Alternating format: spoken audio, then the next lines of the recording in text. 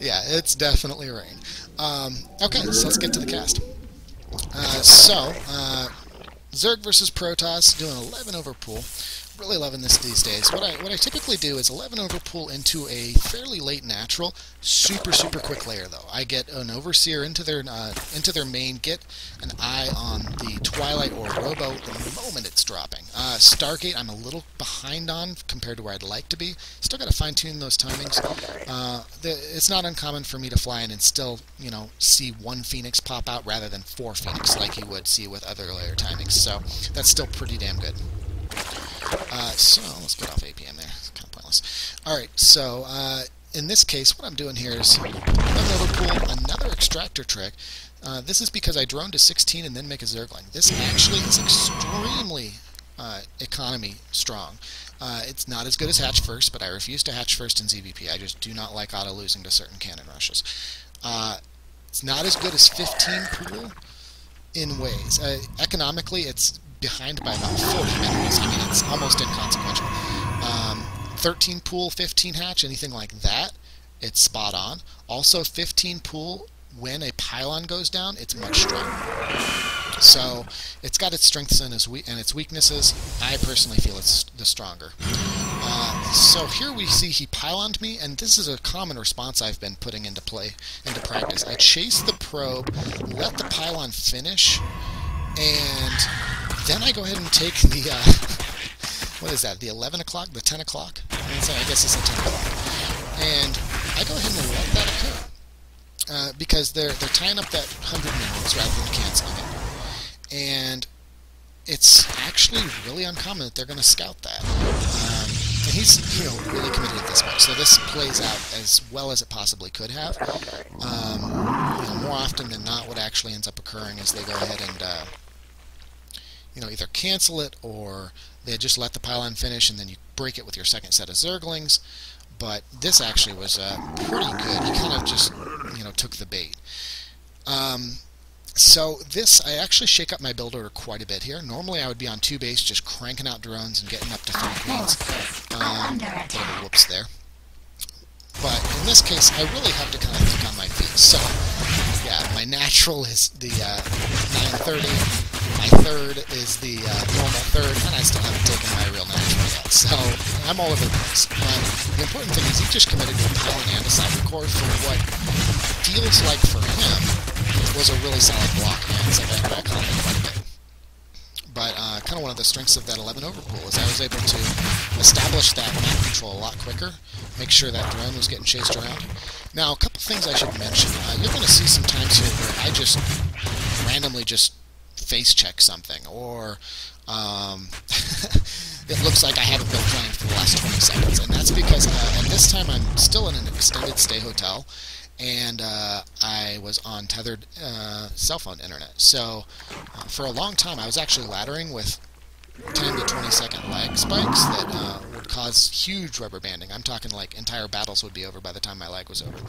But I just kind of made the most of it. So this was during that time period, but I was so thrilled with this game that I just had to cast it, even though there was a lot of odd little glitches like that. So at this point, you know, he gets the Zealot out. He realizes, okay, he's got a third, but really what's going on here is it's my fourth. And so this really changes the dynamic quite a bit because, honestly, at this stage in the game, I'm really expecting some pressure.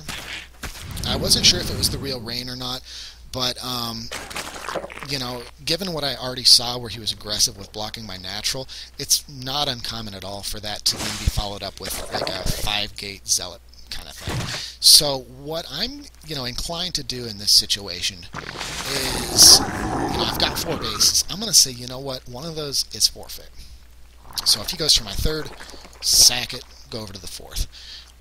If he scouts my fourth, goes for that, sack it, go for the third. He's going to have to multi-prong and hit 2 of my tertiary bases at once in order for me to actually fall back to an equal base count. So that really was kind of my thinking, and that's where I was able to kind of get away with some drone production that, you know, normally, you know, 10 straight drones at 8:30 after triple expanding, yeah, not too likely. But for this situation, especially with what I was seeing with his gateway timing like, why not, you know? Until those gateways finish, he's not going to be going for anything. Alright, so layers later than I normally would like it to be. I'd like it to have been done for about a minute and a half now. But that's when I stay on 2 base. So in this case, I'm already up to 60 drones on 4 bases. Plenty of economy. Gas is a little behind where it needs to be as well. I think I get that corrected here in a bit. APM is looking very appropriate for playing against a Korean. And now immediately I'm starting Burrow and Missile. This is also following with that line of thinking. What I've seen so far is not a whole hell of a lot. In fact, I didn't get a click on that. If I remember right, okay, no, that's not the Robo. There's the Robo. So I haven't even seen the Robo. I'm still kind of stuck on this thought process of, okay, if I were in his shoes, I would be going for, like, Zealot Pressure or Blink Stalkers. And I didn't see the Zealot Pressure, so at that point I'm saying, alright, well, in absence of other information, let's probably assume Blink Stalkers. So I'm going for the Burrow Roach. And it's all pretty straightforward here. Alright, so we get a drop here from get the drones out, which is really good. He does try and get it blocked off, but if I recall, I actually saw this as it was flying in. So by the time the sentries had actually dropped, I had gone ahead and got the drones out. Big whoops there, letting his sentry die. He was busy microing force fields trying to keep the, or letting his prism die. Busy microing force fields trying to keep the sentries alive. And really in that situation where I was already prepared, the drones got out, the queens were already hammering away on the prism. He needed to just pick up the sentries and leave. Come back and drop, you know, maybe even snake around and see if he can get on the ramp and pull some of the goodies there. But this is kind of the nature of a really strong player who isn't comfortable with the race they're playing. I mean, he's off racing, so some of that stuff just comes from being a native Terran player and playing Protoss. But now I go ahead and get an Overseer, and we see the Blink was researching. Also, we know being the Prism here is really good. So what I'm doing actually is I'm getting movement on my Overlords, and actually, yeah, there's the Carapace. Or the drop tech, I'm sorry. That's, what is that, Ventral Sacs? Yeah, Ventral Sacs. So, what I'm actually prepping for here is kind of my standard mid-game versus Protoss now. Timings are a little different than they normally would be due to that triple expand, but I really am liking Roach, Hydra, Baneling drop. I'm going to drop 8 Hydras in their main, while at the same time pressuring their third, with Roach's Hydras and about 4 to 8 Overlords worth of Banelings. And this, it hits like a ton of bricks. I mean, it's just one of those things where you can do it poorly, and you're still going to do a ton of damage. You do it well, and they will straight up just GG you up and they see the Banelings. Okay, so some floats hitting here. This is just because my economy is a lot stronger than it normally is. Normally what I do is I max out at about 65 drones with this build, so that I hit, you know, with as much oomph as possible. So my income's a lot higher than I intended, and my macro hatch, normally I just forego the macro hatch, actually. With this build, I find I'm dumping enough into my Banelings that it's really unnecessary to have a macro hatch, given that Hydras are expensive and larva efficient. Banelings, once they're morphed, are very larva efficient as well. And then, of course, Roaches are fairly efficient on larva. So, the float definitely was an area that needed improvement. At this point, 14 minutes, especially with the economy that I was allowed to produce, I should be maxed. I mean, there's no excuse with 2,500, 1,000 to not be maxed. But given the circumstances, especially with the random lag spikes and whatnot, I can't be too hard on myself. So this is more just kind of to demonstrate the concept that I like this game, especially because it was against a player that, you know, legitimately was able to handle things really well once the fun started. Right, so I'm getting into position now just to kind of retake the mid-map. First, you want to make sure you clear out that Zalmaya tower, especially on Ohana. This is something where you want the Hydras to drop, then to react to the Hydras, and then if at all possible, you get a free cleanup on the third, at which point they counterattack and walk into the Baneling drop. The other ways it can play out is they ignore the Hydras, you get their main, they warp in to deal with the Hydras, and you oftentimes get both the main and the natural, or at least part of the main, and definitely the third, sorry, not the natural. You definitely get the third because now they're using warp-ins to defend their main, which means your hit on their third is going to be that much stronger, especially because they won't be able to warp in new sentries to replace what died to the main warps. Alright, so not sure why there was a 9th Hydra there, but normally it's 8. If I was going to send a 3rd Overlord, I might as well load up, 3 more roaches. Really give it some power.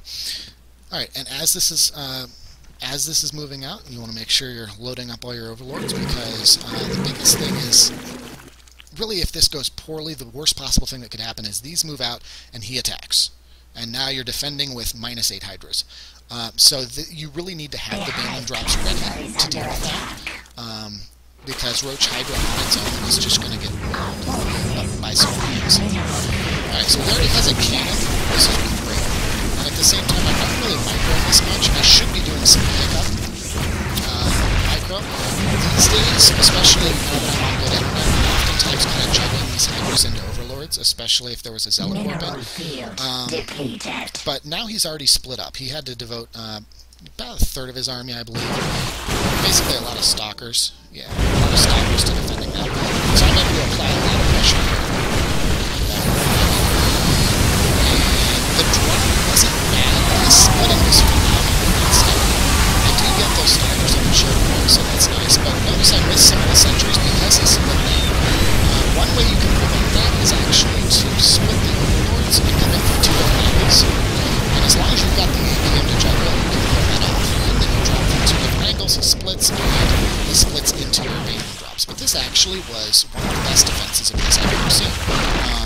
Anyone who knows Nazareth, he will probably vouch when he watches this, that Rain handled this like a champ. I mean, it was just so flawless. A lot of players in High Master,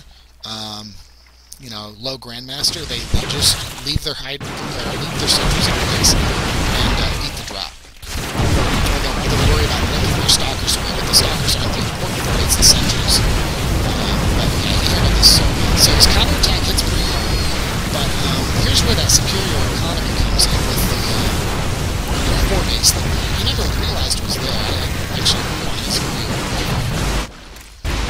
Yeah, oh, he has scattered it at this point now. I know when we watched this, it was about 8 or 9 minutes, if I remember right, before he realized it, well after the point that he could engage it. Alright, so he lost the Observer a moment back to the Spore and the Hydras. The Spore detected the Hydra, shot it down. So this leaves me with, all of a sudden, a Fnatic Rain I got. And getting an S pincer here that really allows the baiting Stalkers to turn back around.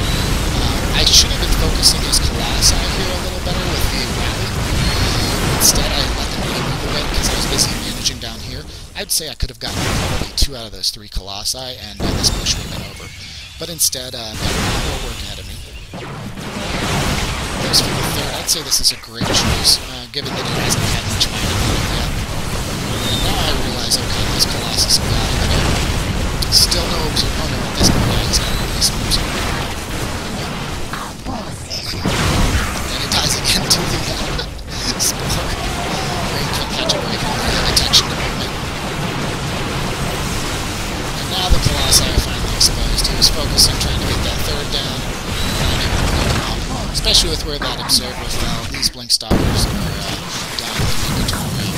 Do have that mobility advantage, so he's going to be able to get with a good share of these. But the important thing here is, I mean, 4 base to 3, going up to 5. I think I did lose the 5th, yeah. Going up to 5, but 4 base to 3, and to have kind of bungled that aggression so badly. I mean, that was not, well, I handled it pretty well, but he handled it better, let's put it that way. He was already ready for the drop, he had amazing splitting and force fields at his 3rd.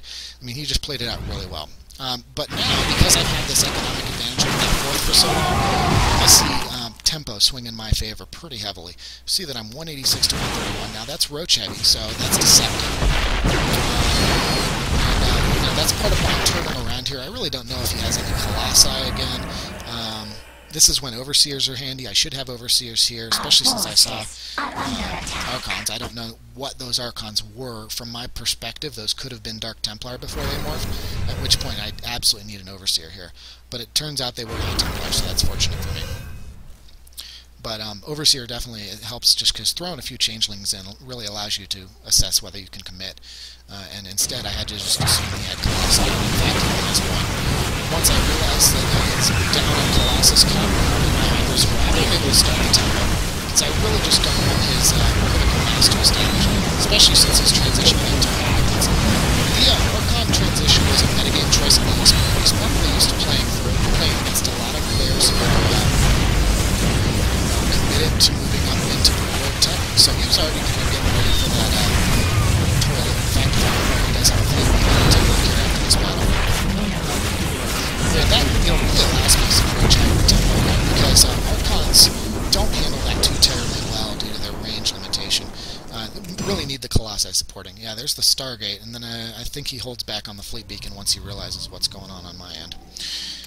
Alright, so at this point, we've got a pretty good lead here on supply, and that's really all that's needed. He's still microing very well. He's got a solid wall-off that kind of bottlenecks me towards his third.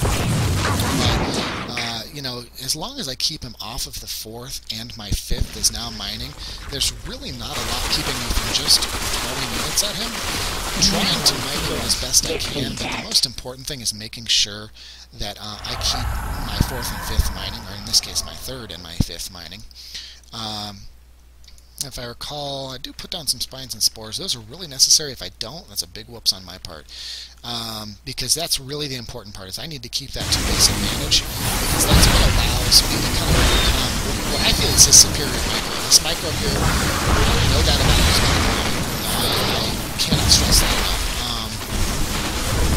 I'm trying to get that wall broken down because I realized that was kind of pivotal for him to get those good force fields. He overcommits once he realizes that I'm out there. He only had 2 more force fields, so he chose not to force field since it wasn't too terribly effective. But he just really needed the tornadoes because he lost a couple more sentries there, and he really needs to build those back up.